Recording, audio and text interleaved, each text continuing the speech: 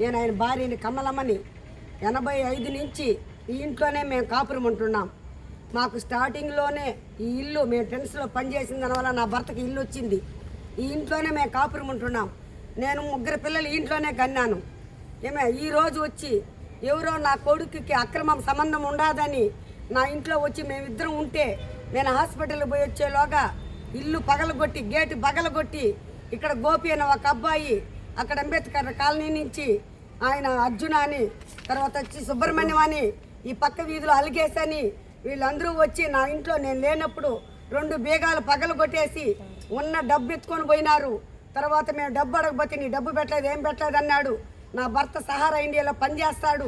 ఆ డబ్బు కలెక్షన్ చేసి ఇంట్లో పెట్టుంటే ₹1,00,000 తీసుకెళ్ళిపోయినారు. కానీ అప్పుడు అడిగితే అప్పుడు తగాదుకు వచ్చినారు. ఇంటికాడికి వస్తే మేము మీరు వస్తే నరుకుతాం పొడుస్తాం ఇంట్లోకి రానియకుండా ఆ అమ్మాయిని వచ్చి ఇంట్లో ఉండమని వాళ్ళు అనుమతి ఇచ్చినారంట. అయినా మేము దూరుకొని మేము రానియకుండా ఉన్నా కూడా మమ్మల్ని కొట్టి ఈ చెయ్యి అంతా చూడండి మేము ఇంటిలో రిపోర్ట్ చేసుకొని మేము కాపురం ఉండాలనుకుంటా ఉంటే కాపురం ఉన్న ఇల్లుని వాళ్ళే పడగొట్టాలని ఇక్కడ ఒక 5-6 మందిని ఆడవాళ్ళని ఒడ్డు చేర్చుకొని ఆ అమ్మాయి నాకు అన్యాయం జరిగింది. అన్యాయం ఎందుకు జరుగుతుంది? భార్య అయితే అన్యాయం జరుగుతుందా? నా కోడలు ఉండదు నాతోనే కాపురం ఉంటున్నది నా పెద్ద కోడలు. నా కొడుకుకి నా కోడలకి కూడా గలాట్లు వచ్చి ఇప్పుడు ఈ అమ్మాయి ఇంట్లోకి వచ్చి ఈ విధంగా మాట్లాడి ఈదల్లో బజార్లో పంచుతూ ఉండదు. కాబట్టి మేము ఆ అభిమానం పొందుకోలేక కనీసం 2 రోజులు మేము తల ఉంచుకొని నా కూతురింట్లో తల దాచుకున్నాము. మళ్ళీ వస్తే మమ్మల్ని ఈ విధంగా కొట్టి తోసి ఈ విధంగా నా ఇల్లు సార్ ఇది ఎవరి ఇల్లు కాదు, నా కొడుకిల్లు కాదు, కోడలిల్లు కాదు. నేను ధర్మం ఎంచితే వాళ్ళు వచ్చి నాతో ఉంటున్నారంటే అంతేగాని వాళ్ళకి ఎలాంటి హక్కు లేదు. ఇది నా భర్త ఇల్లు, నా కష్టాజితం ఇది. నా బిడ్డలు నాకు 3 2 కొడుకులు 1 కూతురు. దౌర్జన్యంగా ఎంతమంది అక్రమ సంబంధాలు పెట్టుకున్న అమ్మాయిని మీ కొడుకే బిడ్డ కన్నాను అంటున్నది. కానీ మా కొడుకు అయితే కనలేదు. అమ్మాయి అప్పటికీ కూడా అమ్మాయి మా మీద కేసు పెట్టి ఎఫ్ఐఆర్ రాపిచ్చింది. 6 మంది మీద నోటీసులు ఇప్పించింది. అసలు నా కొడుకులకు ఆ ముఖమే తెలీదు. అయినా కానీ మేము దానికి సిద్ధపడినాం. సరే ప్రభుత్వం ఎట్లా చేస్తే మేము దానికి మేము సిద్ధమేని అనుకున్నాం, ఒప్పుకున్నాం. కోర్టులో ఏదైనా శిక్షలు పెద్ద అధికారులు పోలీసు వర్గం కానీ తర్వాత కోర్టులో కానీ మా కేసు శిక్ష చేస్తే మేము భరించడానికి సిద్ధం పడినాం. మాకు అన్యాయం కాదు న్యాయం కాబట్టి మేము దేనికైనా తొలగించుతాము. మాకు రౌడీలు లేరు, గూండాలు లేరు. వాళ్ళలాగా అనుకుంటే పరిగిస్తూ ఉన్నారు మా మీదకి రచ్చకి. మేము ఎన్ని రోజులు ఉండాలి, ఎన్ని రోజులు ఏడాది మారి ఉండగలుగుతున్నాము. ఈ వీధిలో కూడా ఆడోళ్ళని నేను 45 సంవత్సరాలు ఇక్కడ కాపురం చేస్తా ఉన్నాను.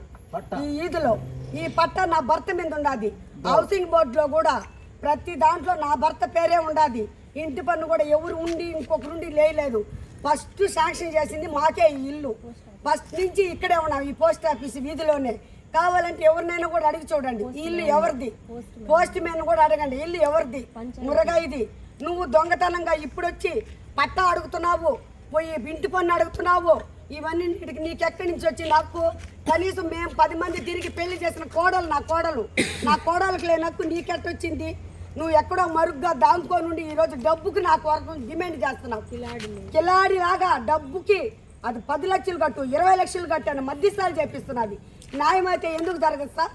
న్యాయం అయితే ఇప్పుడు నా కోడలు న్యాయం ప్రకారం ఉంది. ఆమె ఎక్కడికి వెళ్ళడం లేదు, ఆమె ఎక్కడికి పోవడం లేదు. నా కోడలు నిజాయితీగా ఎందుకు పోతుంది? ఎక్కడ బయట అడిగి పెట్టదాన్ని కేసు పెట్టించి మమ్మల్ని ఈతల దావుల పాలు చేసి 6 నెలలు మమ్మల్ని హింస పెట్టి ఎక్కడెక్కడో కట్టండి మీ కొడుకే గన్యానని ఇలా డిమాండ్ చేస్తూ ఉంది. అక్రమ సంబంధం కనుక్కున్నాకే అంత ఇది ఉంటే మరి జినాన్గా పెళ్లి చేసుకున్న కోడలకి ఆమె ఎక్కడ న్యాయానికి పోవాలి? ఆమెకు ఎవరు న్యాయం చేస్తారు? ఆమె కూడా సాటి ఆడదే కదా, మరి నేను ఆడదానే కదా. నాకు ఒక మనోహర్ అనే అతను ఏమి ఆశ అనేమి నాకు జెన్యున్గా ఆమె DNA టెస్ట్ చేపిస్తుందంట. అంటే నా వయసుకి 50-60 ఏళ్ళకి ఇప్పుడు నాకు DNA టెస్ట్ చేపిస్తుందంట. DNA టెస్ట్ ఎవరికి చేయాలి? అక్రమంగా సంబంధంగా నేనేమైనా బిడ్డను కనుక్కొని వచ్చి ఒక భర్తకి ఇంకొక ఆయనకి వచ్చి నేను భార్యనని చెప్పుకుంటున్నానా? నాకేమైనా DNA టెస్టులు చేయడానికి ఆస్తి కోసము నేను ఇంకొకరి ఇంటి మీద పోయి ఏమన్నా పడున్నానా? ఇంకొకరు మొగుడికి ఏమైనా అడ్డం పోయినానా? నాకు DNA టెస్టులు చేయడానికి ఆ పెద్ద మనుషులు కూడా ఇలా మాట్లాడు. ఇది మీకు న్యాయమేనా? మీరే చెప్పండి సార్. ఇది నా ఇల్లు, ఇది ఎవడి ఇల్లు కాదు. ఓడిదేమన్నా ఉంటే ఓడికి నీకేమైనా సంబంధాలు ఉంటే మీరు చూసుకోవాలి, మీరు కోర్టులో తెలుసుకోవాలి. అంతేగాని నా ఇంటికి వచ్చి దౌర్జన్యం చేయడం ఏంటది? డబ్బు కోసము నన్ను డబ్బు కోసం పీడించి నాకు బీపీ షుగర్ ఉంది, ఇన్ని రోగాలు ఉన్నా కూడా నన్ను టార్చర్ పెట్టి చంపుతూ ఉండాలి. డబ్బు నాకు ఇవ్వాలి, డబ్బు మాకు కావాలి, ఇచ్చేయి, 10 లక్షలు ఇచ్చేయి, 20 లక్షలు ఇచ్చేయి అని మేము ఏడ తీసుకొచ్చి ఇవ్వాలి డబ్బు? మరి ఇన్నేళ్ళు ఎందుకు రాలేదు నువ్వు? ఇన్నేళ్ళు నువ్వు నిజంగా సంబంధం ఉండి ఇంత కోడలు పోయింటే నువ్వు నా ఇంట్లో ఉండాలి కదా, బిడ్డని ఇక్కడ కానీ ఉండాలి కదా. మరి నువ్వు ఎక్కడో బిడ్డను కనుక్కో, ఎవరికో బిడ్డను కనుక్కొని నా కొడుకే కన్నాడని ఇప్పుడు నా కొడుకు కోడలు గొడవలు వచ్చి వాడు వెళ్ళిపోయినాడు. ఎక్కడ వెళ్ళిపోయినాడు? ఏ మనశ్శాంతి లేకుండా ఏడు వెళ్ళిపోయినాడు. నా బాట నాకు తెలుస్తున్నాను సార్. నేను బిడ్డ కనుక్కొని దాని చిన్న ఆయన బాబు అనేవాడు వాళ్ళందరూ నా బిడ్డ పెట్రోల్ బస్ కాలుస్తానని సంపకానని ఇలాగంత హింసలు పెడుతున్నారు సార్. మేము ఎవరి దగ్గర చెప్పుకోవాలి? మాకే న్యాయం ఇస్తాను, మాకు న్యాయం చేస్తుంది సార్. చెప్పండి. అలా అక్కడ చేసిన వాళ్ళందరూ ఇలాగ ఇళ్ళ మీద పడి ఇల్లు పెరుక్కుంటాము, ఇలాగ డబ్బు పెరుక్కోవాలా, వాళ్ళు అమ్మేస్తున్నారు మాకు డబ్బు ఇచ్చేయాలంటా ఉంటే మేము ఏం చేయాలి సార్? వాళ్ళు పెద్ద మనుషులు కూడా అర్జున సుబ్రహ్మణ్యము ఆయన అలిగేసి అతను కూడా సరే వీళ్ళందరూ ఇల్లు అమ్మేసి ఇల్లు డబ్బు కట్టేయంటా ఉన్నారు. మేము ఎందుకు కట్టాలి? అది ఎవరి కష్టాలు? మేము వీధిలో పడి సావాలనా? మాకు ప్రభుత్వం ఇచ్చిన ఇల్లు సార్ ఇది. మా తాతలు ముత్తాతది కాదు, ఓడి తాతది కూడా కాదు. మా భర్త కష్టార్జితం. మేము ఆ దినాలలో కష్టపడి ఆ ట్రెండ్స్లో పనిచేసినాం సార్. అందువల్ల మాకు ప్రభుత్వం ఇచ్చిన ఇల్లు ఇది. నా పేరు అనిత, నా భర్త పేరు పి కిరణ్ కుమార్. మాకు మ్యారేజ్ అయ్యి 9 years అవుతుంది.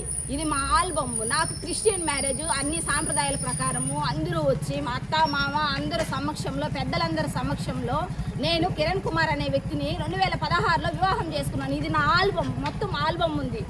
ఇది నా సర్టిఫికేట్స్ అండి. 2016లో మాకు మ్యారేజ్ అయింది. మ్యారేజ్ రిజిస్ట్రేషన్ మ్యారేజ్ మేము చేసుకున్నాము. ఇంటి మీదనే అన్నీ ఉన్నాయి. ప్రూఫ్స్ అన్ని కూడా ఆధార్ కార్డు, రేషన్ కార్డు, ప్రతి ఒక్క ఎవిడెన్స్ నేను సమర్పించగలను. ఏది కూడా లేకుండా లేదు. ప్రతిదీ రేషన్ కార్డు అయినా, రేషన్ కార్డు, ఓటర్ ఐడి అన్నీ ఉన్నాయి. కానీ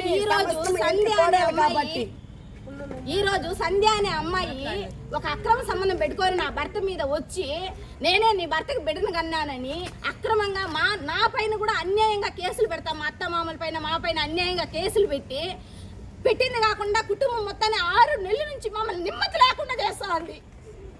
మేము ఎక్కడ పోవాలి సార్? నేను ఆడదాన్ని కాదా? నాకు న్యాయం లేదా? అవమానం జరుగుతున్నారు సార్. అమ్మాయి ఒకటేనా అమ్మాయి?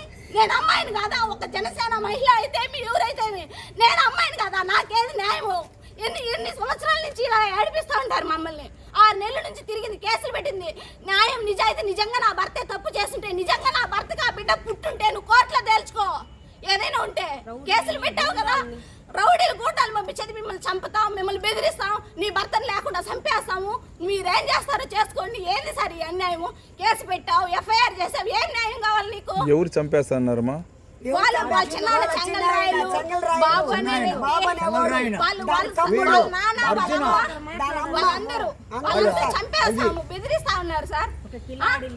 ఆమె ఇంతగా చేస్తాంది. కేసు పెట్టావు, నిజంగా నీకు అన్యాయం నా భర్త వల్ల జరుగుంటే నువ్వు కోర్టులో తేల్చుకో. ఏదైనా ఉంటే మేము దానికి కట్టుబడి ఉంటాం సార్. కోర్టులో ఒకవేళ నిజంగా నా భర్త ఆమెకు అన్యాయం చేస్తుంటే కోర్టులో కానీ దేనికో కానీ ఆ బిడ్డ కానీ నా భర్తదే బిడ్డకే పుట్టుంటే మేము కోర్టులో చేసావు కదా కేసు మా మీద, తేల్చుకోండి. కోర్టు న్యాయస్థానాలు ఉన్నాయి. ఇక్కడ ఎవరు అన్యాయం చేయడానికి ఎవరు ఇది లేదు సార్. ప్రతి న్యాయస్థానం ఉంది, కోర్టులు ఉన్నాయి, కేసులు ఉన్నాయి. ఊరికే మీడియా ఒకటే సరిపోదు, అధికారులు ఉన్నారు. అన్ని ప్రూఫ్స్ సమర్పించుకో. నిజంగా నువ్వు భార్య అయితే నీ ప్రూఫ్స్ దే. ఇదిగో నేను ఈరోజు జనైన్ గా భార్య, నేను నా దగ్గర అన్ని ఉన్నాయి. ఆ అమ్మాయిని కూడా తీసుకురమ్మనండి సార్.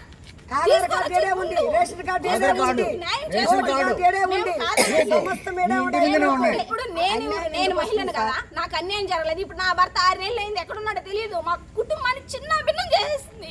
నిమ్మది లేదు సార్, నిమ్మది లేకుండా తినడం తిండి లేకుండా కంటికి నిద్ర లేదు. 6 నెలల నుంచి మమ్మల్ని తిప్పిస్తా సతాయిస్తా ఉంది.